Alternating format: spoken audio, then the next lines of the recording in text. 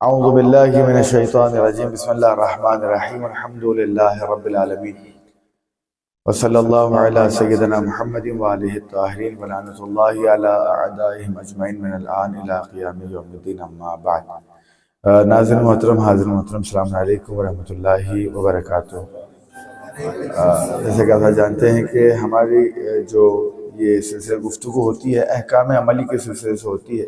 روزمرہ میں جو مسائل ہمارے ساتھ درپیش آتے ہیں، چاہے طہارت کے سلسلے سے ہو، وضو کے سلسلے سے ہو، غسل کے سلسلے سے، تیمم ہو، احکام عملی جو روزمرہ میں کوئی بھی ایک حکم ہمارے ساتھ یا پھر کوئی بھی ایسے احکام جس کا جاننا ہم پر واجب ہے، تو ان جو ہے اعمال میں یا احکام میں خدا نخواستہ کوئی اگر جو ہے نہیں جانتا ہے تو اس سلسلے میں ہماری گفتگو ہو رہی تھی اور انشاءاللہ اسی پہ باقی رہے گا۔ البتہ آپ حضرات سے گزارش ہے کہ انشاءاللہ آج چونکہ ایک عرصے دراز کے بعد دوبارہ آپ کی خدمت میں حاضر ہوئے تو تھوڑا سا میں جو ہے یعنی طہارت کے سلسلے سے ایک سرسری جو ہے گفتگو کرتے ہوئے میں آگے بڑھنا چاہتا ہوں۔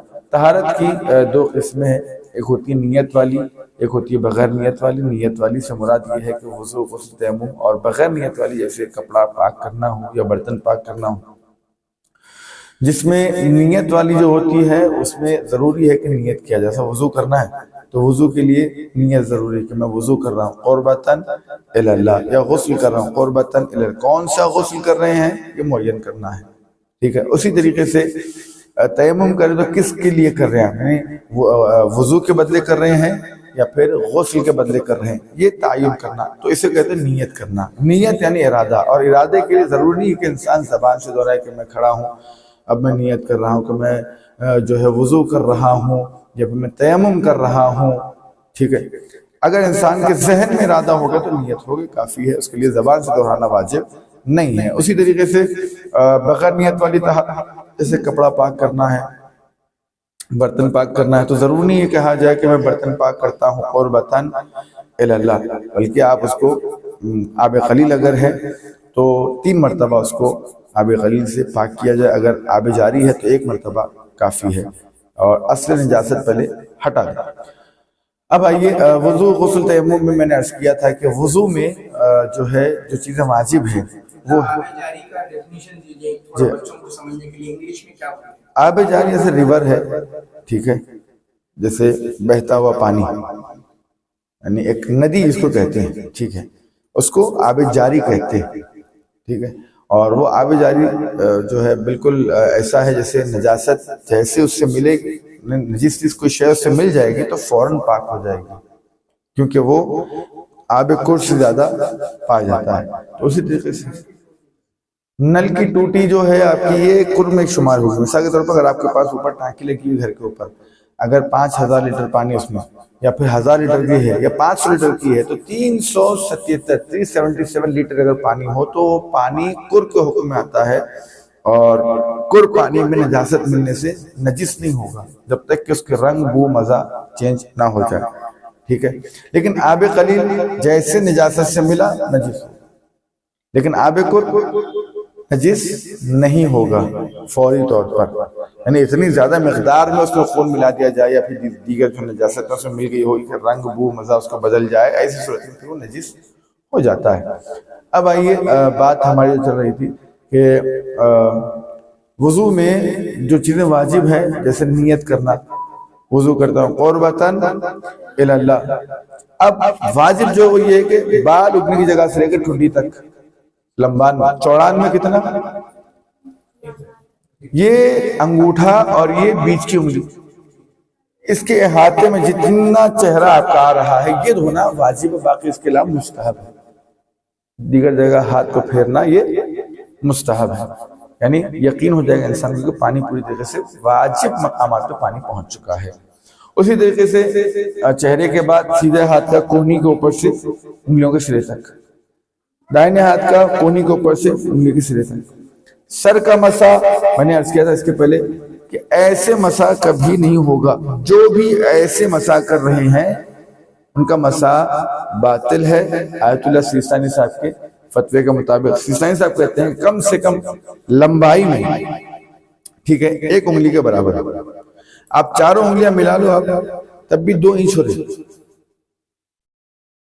ٹھیک ہے، آپ نے ایسے کیا، یہ دیکھیے لمبائی میں کم سے کم 1 انگلی کے برابر، چوڑائی میں کم سے کم 3 انگلی کے برابر،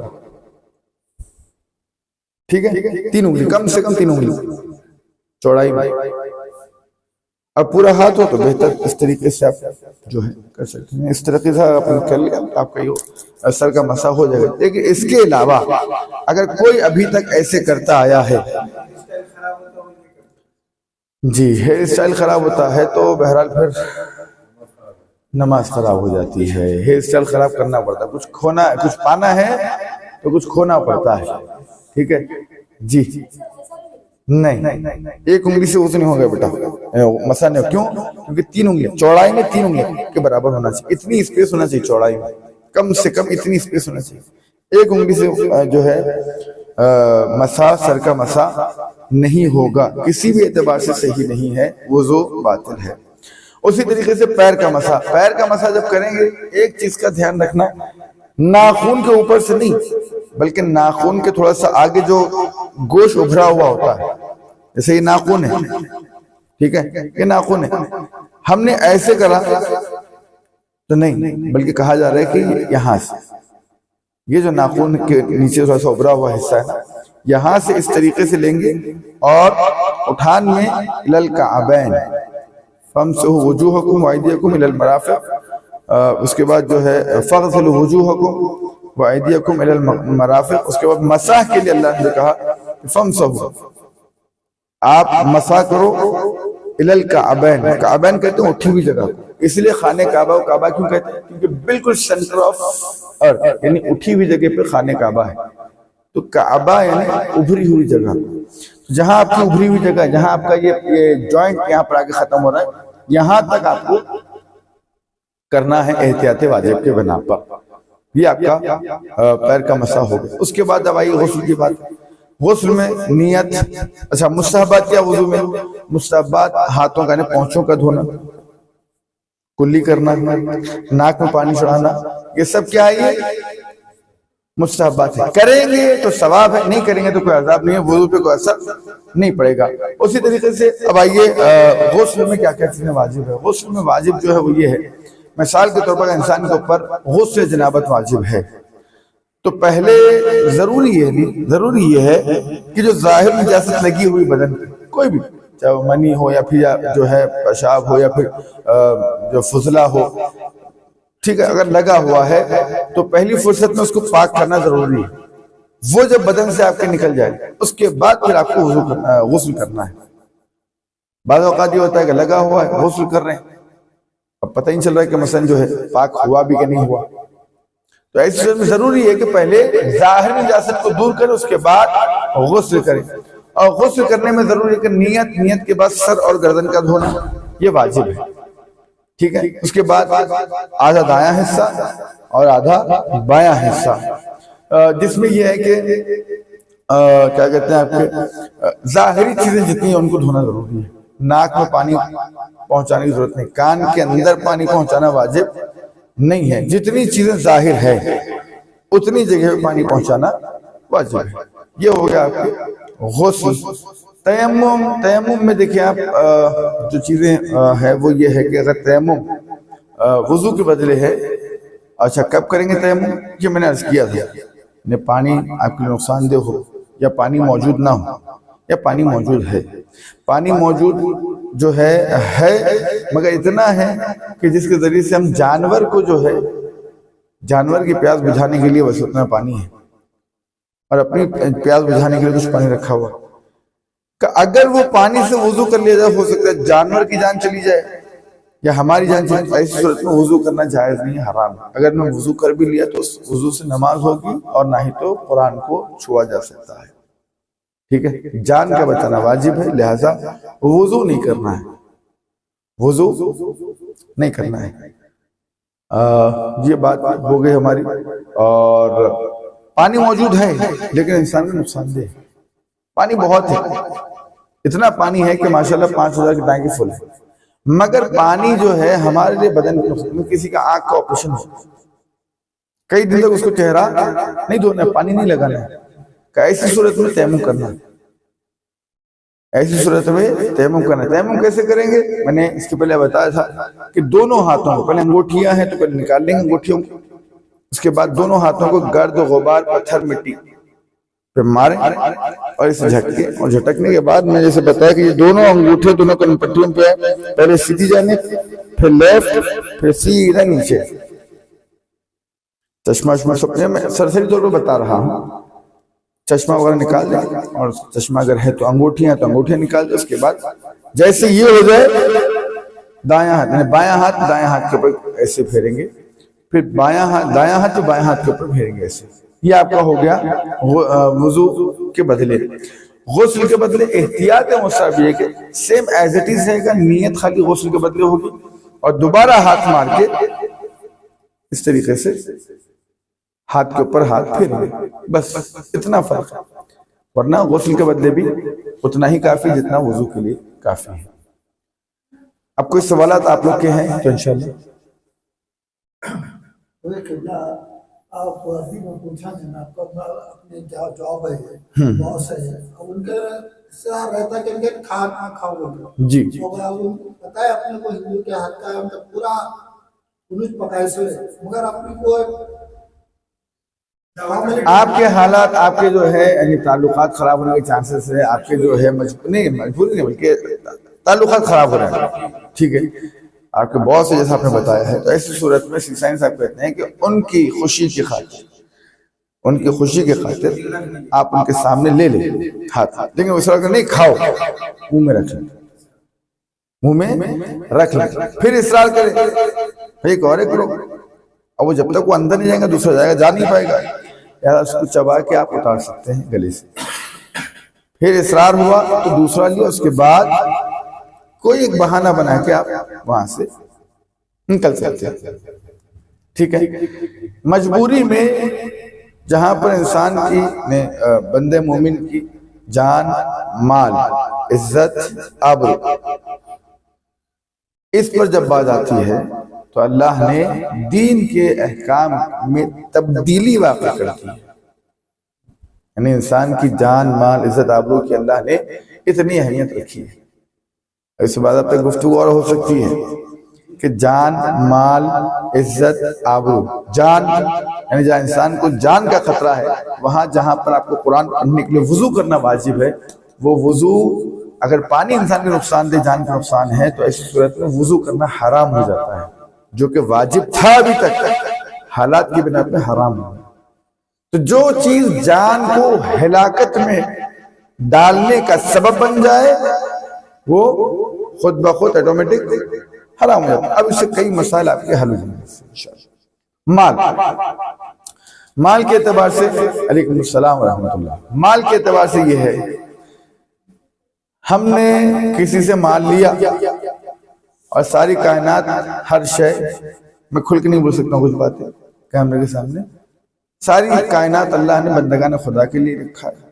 کسی کا مال ہم نے لے لیا اور نہیں اگر دے رہے ہیں، کسی کا مراد سمجھ لئیے آپ، کسی کا ہم نے لیا، سمجھ رہے ہیں، کسی کا ہم نے مال لیا بندگان خدا کے علاوہ، خدا کے بندگان کے علاوہ کسی کا مال ہم نے لیا، واپس کرنا واجب نہیں ہے. لیکن جہاں انسان کی حرمت پامال ہونے کا خطرہ ہے، وہ لوگ آ کر کے ہلڑ ہنگامہ کرے، لوگوں کے سامنے ہماری عزت گرا دے، اس صورت میں بندے کو چاہیے کہ پیسہ اس کا یا اس کا مال واپس کر. جان، مال، عزت، آگے بات عزت کی.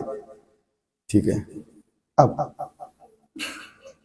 میرے دو سوال ہیں. جی علم کے سلسلے میں بتایا تھا میں کہ جو دن کم کرتے 1، 3، 5، 7، 9، 11 تو اس کے بارے میں بولیے. اور دوسری چیز، تدفین ہو جانے کے بعد، تلقین پڑھ کے قبلہ ہٹ جانے کے بعد روح کا سفر کے بارے میں تھوڑا بچوں کو برس.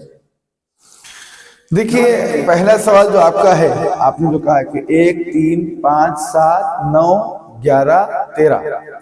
اچھا، یہ کیا ہوتا ہے؟ یہ تو نہیں ہوتا کیا اس سے؟ یہ نمبر کیوں کم کرتے ہیں، وجہ کیا ہے؟ مجھے بھی نہیں معلوم کیوں کم کرتے ہیں.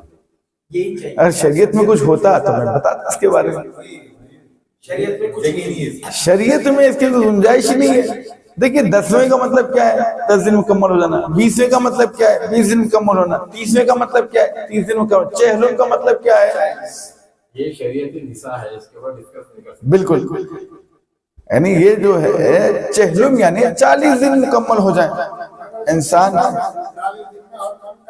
کتنے پہلے کرتے تو دوسرا نمبر کٹ جاتا، یہ ڈرنا تھا لوگوں کو.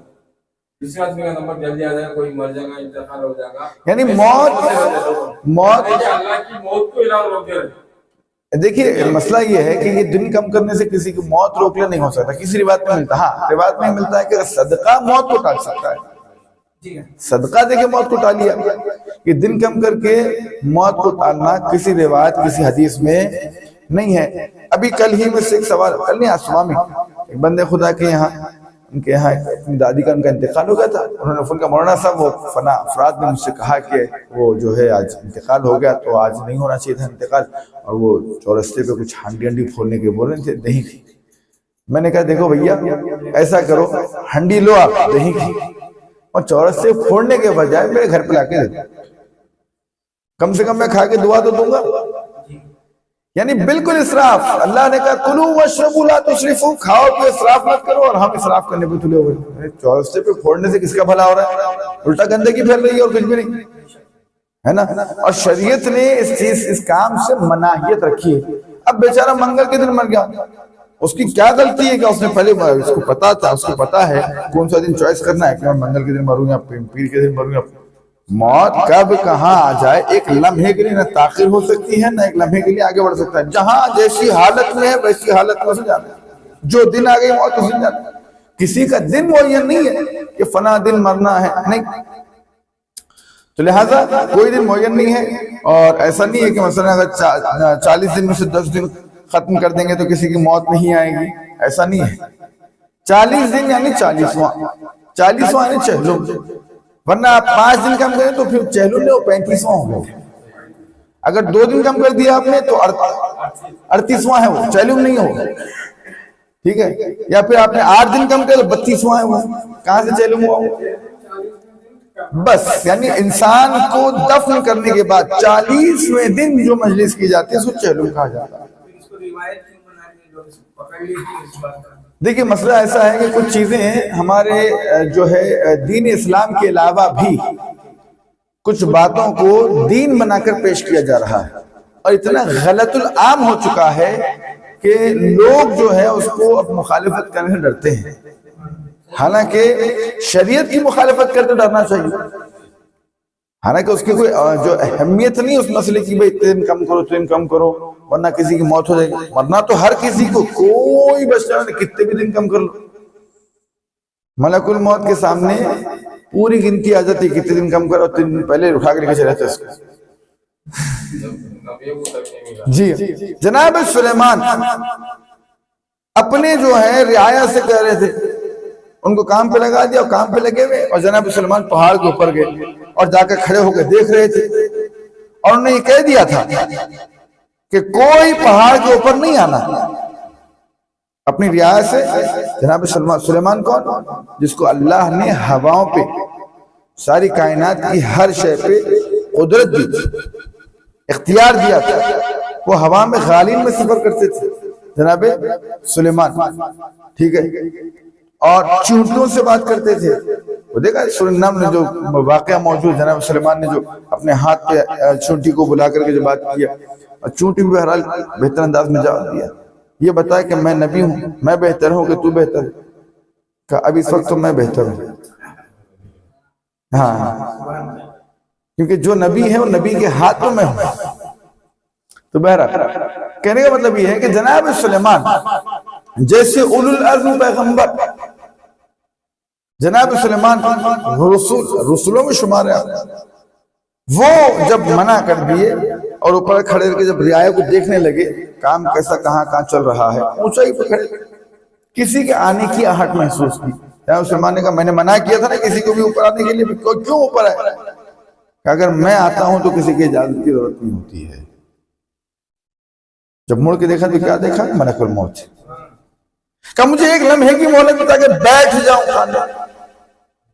جس حالت میں کھڑے ہو عصا کا سہارا لے کھڑے ہوئے تھے، عصا لکڑی پکڑے ہوئے کھڑے ہوئے تھے، ایسا کھڑے ہوئے دیکھ رہے تھے، ایسے اسی حالت میں ان کی روح قبض کر لی گئی۔ لوگوں کو کب پتا چلا کہ انتقال ہو گیا؟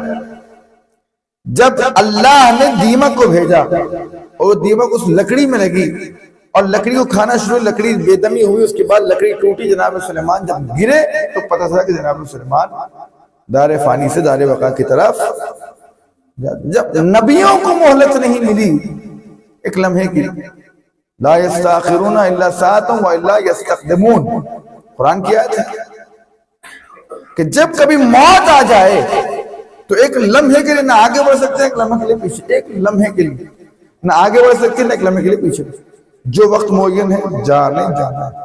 ہاں البتہ یہ ہے کہ روایتوں میں یہ ہے کہ صدقہ دو تاکہ تمہاری موت ٹل جائے، صدقے کے ذریعے موت ٹل سکتے ہیں انشاءاللہ۔ اب پیسے دے، جہاں پیسے دینے کی بات آتی ہے میں بولتا ہوں موت اچھی ہے۔ جی دوسرا سوال آگا آپ کا جو ہے وہ مرنے کے بعد کا جو سفر ہے وہ جو ہے منازل آخرہ وغیرہ میں بھی آپ کو آیت اللہ خوئی وغیرہ نے اپنے تفصیلاً گفتگو کی ہے۔ مرنے کے بعد جو ہے تین چیزیں ہیں، ایک ہے لقاء اللہ، دوسرے ہیں حقوق الناس، حقوق اللہ، تیسرے ہیں حقوق الناس۔ یعنی مرنے کے بعد انسان کا سفر اس وقت شروع ہوتا ہے جب مر جاتا ہے انسان، قبر میں دفنا دیا جاتا ہے تو دو فرشتے آتے، آنے کے بعد جو ہے اس سے پوچھتے ہیں اچھا یہ جو ہے منکر و نکیر اور جو ہے مبشر و بشیر، یہ جو فرشتے ہیں یہ ایک ہی فرشتے ہیں لیکن تاثیر دو ہے۔ جو مومن مرتا ہے اس کے پاس مبشر و بشیر آتے ہیں، یعنی تاثیر بدل جاتی ہے۔ جیسے ہمارے پاس اب اے سی چل رہا ہے، ٹھیک ہے، اب یہ گرمیوں میں مثال کے طور پر ٹھنڈک دے رہی ہے، لیکن بہت زیادہ اگر سردیاں ہونا شروع ہو جائے تو اس کی تاثیر بدل سکتے ہیں، ریموٹ کے ذریعے سے اس کو گرم ہوا پہ اس سے۔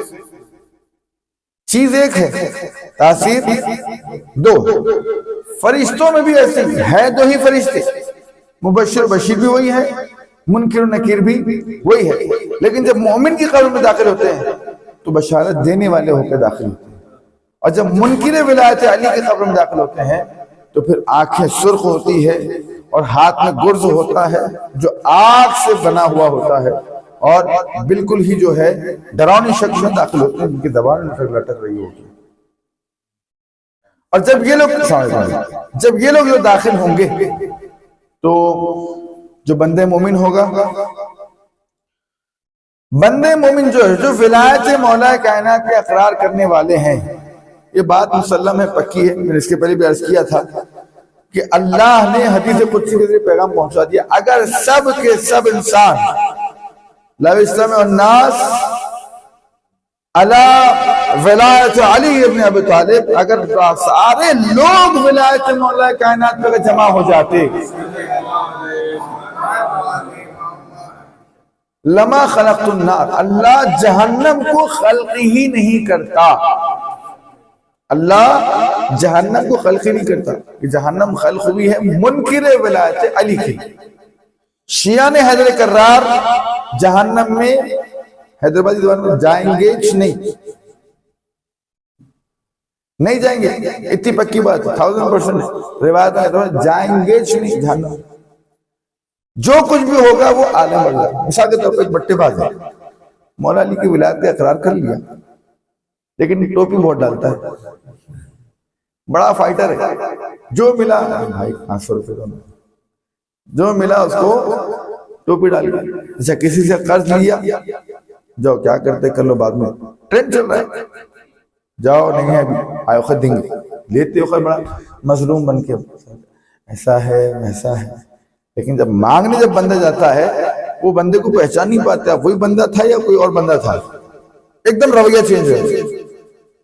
اب یہ جو بٹے بازی کر رہا ہے، یا مثال کے طور پر خاکم بدن، یہ بھی ہوتا ہے بعض اوقات کے جی ڈرنکر ہے جی، سرکار جو ہے ماشاءاللہ پوے چڑھا لیتے ہیں، ٹھیک ہے، یا پھر یہ کہ غیبت عام طور پر عمومی طور پر ایک ایسا گناہ ہے جس کو کرتے ہوئے احساس نہیں ہوتا ہے، ٹھیک ہے۔ تب یہ جو گناہ شیعہ نے حیدر کرار کر رہے ہیں، تو جہنم میں جائیں گے تو پھر گناہ کا پھر عذاب کہاں ملے گا؟ کہ یہ جو مرنے کے بعد سے لے کر کے قیامت تک کی جو مدت ہے اسے عالم برزخ کہا جاتا ہے، جس کے اندر اس کو مصیبتوں کا سامنا کرتے ہوئے، اسی لیے ائمہ اہل بیت نے فرمایا کہ تم برزخ کا ساز و سامان اور انتظام کر کے آنا، محشر میں تو ہم تمہاری شفاعت کرنے کے لیے کھڑے ہوئے۔ ہاں لیکن برزخ میں آپ کو خود کو جھیلنا ہے۔ کیسے جھیلنا ہے؟ مثال ایک دیتا ہوں، زندگی میں بہت تانے مارنا شروع کیا، عباس بھائی آئے، ہم نے کہا بھائی اب آج تو گئے، پھر کب جانے والے ہیں؟ چنئی۔ ٹھیک ہے، بیٹھے بیٹھے جو ہے اب تو دکھ رہے ہیں بھائی، لیکن کب جاتے خبر نہیں تھی، ایک پیر ادھر ایک پیر ادھر ہے۔ یہ تو مزاحن ہے بہرحال، لیکن بعض اوقات ایسا ہے تنزیحن، یعنی جس کے ذریعے سے بندے مومن کا دل جو ہے، اچھا مومن کا مذاق کرنا بھی عبادت ہے، مومن کا مومن سے مزاح کرنا، مزاح کرنا یہ عبادتوں میں شمار ہے۔ یہ تو بات مزاحن تھی۔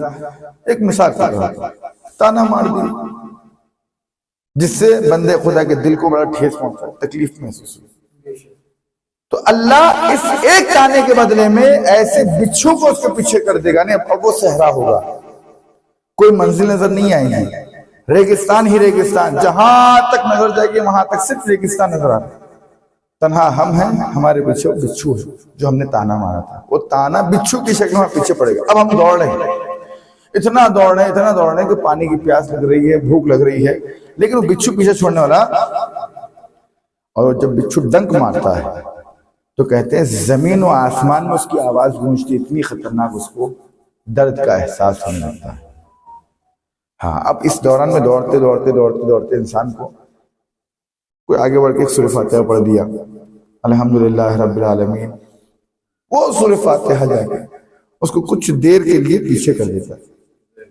ہاں یعنی کچھ دیر کے لیے، جیسے نزدیک ہو گیا ہوں، آپ کی سپیڈ بڑھ جاتی ہے سورہ فاتحہ پڑھتے ہیں، اس کی سپیڈ کم ہو جاتی ہے، فاصلہ زیادہ بڑھ جاتا ہے، لیکن ڈنک مارے گا ضرور۔ مثال کے طور پر اتنے بچھو آپ گن کے رکھیے، آپ کون مار رہے ہیں۔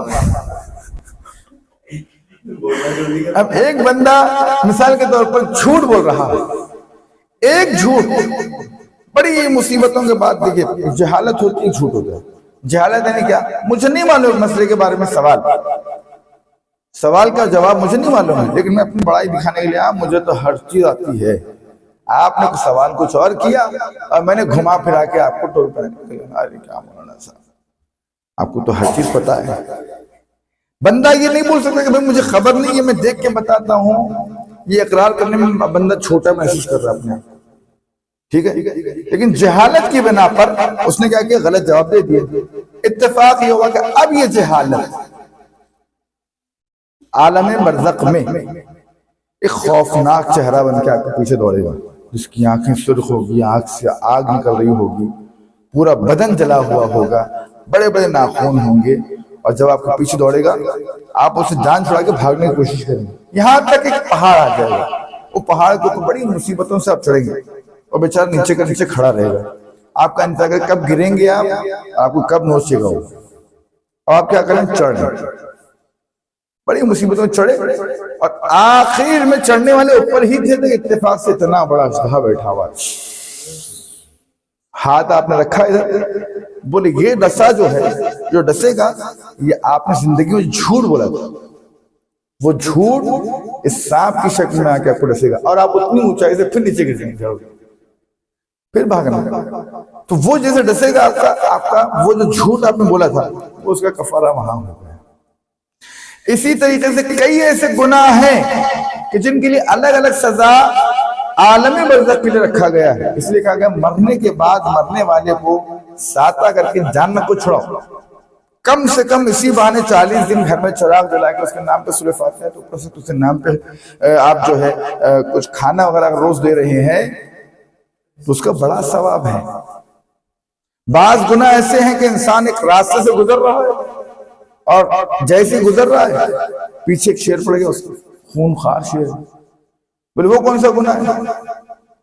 مثال کے طور پر زندگی میں انسان نے جی دوسروں پر ظلم کیا تو وہ شیر اس ظلم کا کفارہ بن کر ہمارے پیچھے دوڑے گا اور ہم دوڑے، اور اتفاق ایسا ہوا کہ آگے ایک بڑا پیپ کا سمندر ہے. اب وہ پیپ کے سمندر ہی سے آپ کو گزر کے جانا ہے، اپنی جان بچانا ہے شیر سے، تو اس پیپ کے سمندر میں کودنا ہے. اس کے علاوہ کوئی راستہ نہیں ہے وہاں پہنچنے کے لیے. اب جیسے وہ پیپ کے سمندر گریں گے جی جتنی غیبتیں کی ہیں جب تک کہ ان کا کفارہ پورا ادا نہیں ہوتا تب تک کہ وہ انسان اس پیپ کے سمندر میں پھنسا رہے گا اور اس کی غذا بھی وہی رہے گی، اس کا پانی بھی وہی رہے گا. جب اس کا کفارہ پورا ہو جائے گا تو پھر وہ پیپ کے سمندر سے باہر نکلے گا. تو اس طریقے سے 7 منزلیں. اس کے لیے بڑی تفصیل چاہیے انشاءاللہ. آپ نے کہا کہ تھوڑا سا جو ہے اس کو بتا دو، تو میں نے عرض کر دیا. ہاں البتہ 3 چیزیں. یہ عالم برزخ کا سفر شروع کب ہوگا؟ یہ عالم برزخ کا سفر کیا قبر میں لٹاتے ہی شروع ہو جائے گا؟ یعنی 3 چیزیں: لقاء اللہ کی چاہ، دوسرے حقوق اللہ، تیسرے حقوق الناس. یعنی انسان کا چاہ ہونا چاہیے اللہ سے ملاقات کرنے کی، دل میں چاہت ہونا ایک. دوسری شرط یہ کہ اللہ کے حقوق کو ادا کیا ہو، حقوق اللہ کو ادا کیا ہو. خدا نہ خواستہ کوئی کوتاہی اگر رہ جاتی ہے جان بوجھ کر نہ بھولے سے، وہ خدا رؤوف الرحیم. لا تقنطوا من رحمت اللہ ان اللہ یغفر الذنوب جميعا. تم کبھی اللہ کی رحمت سے نا امید نہ ہونا، مایوس نہ ہونا، اس لیے کہ اللہ بخشنے والا ہے. یہ بہرحال اس کے اندر ہو سکتا ہے خدا شاید بخش. لیکن حقوق الناس،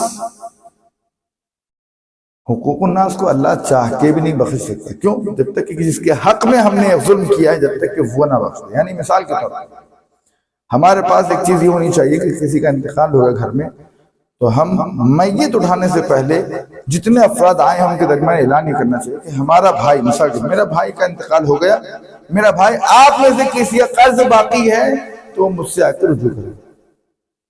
مثال کے طور پر اس نے 10 لاکھ روپے لیا ہوا تھا تو ہم مسالیت کرنے سامنے، بھائی اب میرا بھائی تو نہیں رہا، آپ کو 10 لاکھ تھے، مسالیت کرتے ہیں، میں کوشش کرتے 5 لاکھ آپ کو دے دوں گا.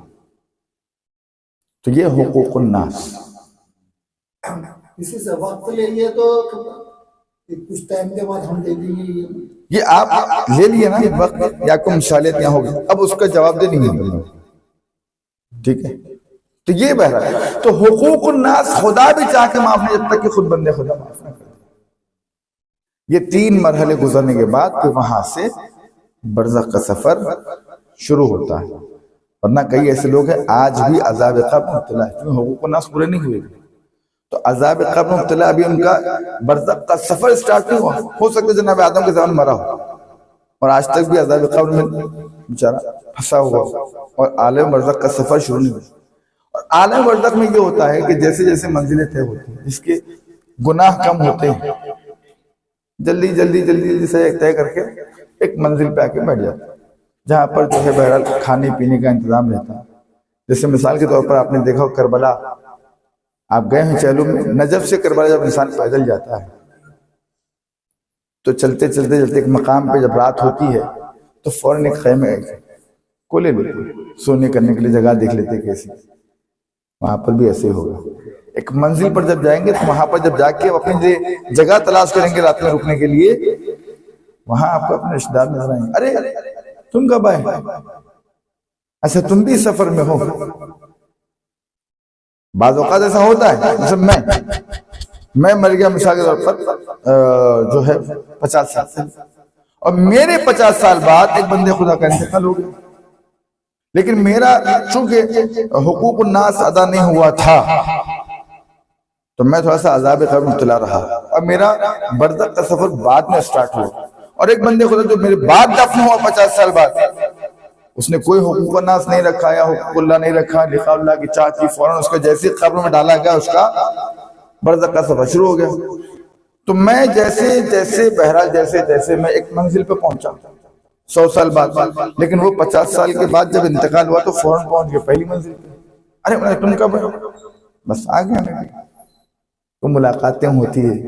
آپس میں جو ہے باضابطہ ایک منزلوں پہ ایک شخص سے، ایک بندگان خدا سے، آپ کے رشتہ داروں سے، آپ کے چاہنے والوں سے، آپ کے جان پہچان کے افراد سے وہاں پر ملاقاتیں ہوتی رہتی ہے. تو یہ بہرحال ایسی 7 منزلیں طے کرنے کے بعد مثالی جنت ہوتی ہے. ابھی وہ جنت و جہنم ابھی تقسیم نہیں. حشر کے میدان میں جب اعمال کا پورا جو سوال جواب ہو جائے گا تب جا کے جنت و جہنم کا فیصلہ ہوگا. اب یہ جو 7 منزلیں طے کرنے کے بعد جس جنت میں رکھا جائے گا اسے کہتے ہیں جنت مثالی. جنت کی طرح ایک جگہ ہوگی جہاں ہر طرح کا آرام ہوگا. وہاں پر ان کو جب تک کہ محشر کا میدان برپا نہیں ہوا تب تک وہ وہاں پر رہیں گے. اور جو منکر ولایت علی ہے ان کے لیے تو سمجھیے آپ ابھی بھی جہنم ہے، مرنے کے بعد بھی جہنم ہے. قرضے کی صورت جی چیز رکھا کر قرضہ لیا ہوا ہے اب وہ قرضہ بھی جلدی پھرنا ہے نہیں، وہ قرضے کے بھی ضروری نہیں. جو قرضہ ہاتھ بدل لیے وہ قرضہ دینا ضروری ہے. جیسا کوئی چیز جیسا پراپرٹی رکھا کر لیے یا کوئی سونا رکھا کے قرضہ لے کے گزر گیا. اب وہ قرضے کی وہ صورت میں کیا مثال کے طور پر پراپرٹی رکھوایا انہوں نے، اب بعد میں سروے کیا تو پتہ چلا کہ فلاں بندے خدا کی تھی، لیکن انہوں نے کہا کہ نہیں پھر میرے پاس رکھے ہیں پیپر اس کے اور آپ کے بھائی اتنے پیسے باقی تھے، آپ اتنے پیسے دے کے چھڑا لیے. اگر نہیں چھڑا پا رہے ہیں تو کہیے جو ویلیو ہے اس کو بیچ دیجیے، اتنا پیسہ آپ نے نکالیے اور باقی پیسہ واپس کر دیجیے. یہ بھی مثال ہے جسے کہتے ہیں. جی انشاءاللہ 10:05 ہو گئے ہیں. تو انشاءاللہ یہ پہلی کلاس تھی اور اس میں بہرحال جو ہے کچھ چیزیں واضح طور پر مجھے بیان کرنا تھا، میں نے عرض کر دیا. انشاءاللہ آئندہ پھر جو ہے نیکسٹ سنڈے آپ حضرات سے ملاقات ہوگی ٹھیک 9 بجے. آپ حضرات انشاءاللہ تشریف لا لیں تاکہ وقت پر آنے کے بنا پر بہتر انداز میں اور بہتر طریقے سے انشاءاللہ کلاس کو انعقاد کیا جا سکے انشاءاللہ. السلام علیکم ورحمۃ اللہ وبرکاتہ.